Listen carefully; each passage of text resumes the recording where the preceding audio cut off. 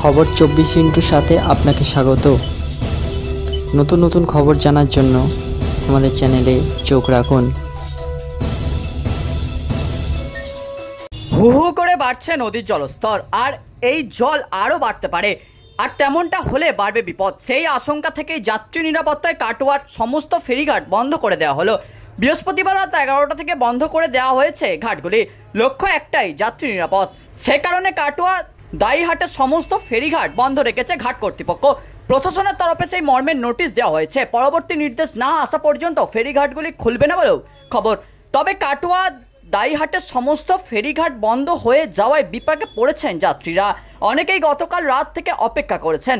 কারোর সঙ্গে আবার রোগী রয়েছেন। নৌকা পারাপার বন্ধ থাকায় বিপাকে পড়তে হয়েছে। ফেরিঘাট বন্ধ থাকায় ঘুরপথে পৌঁছতে হয়েছে গন্তব্যে।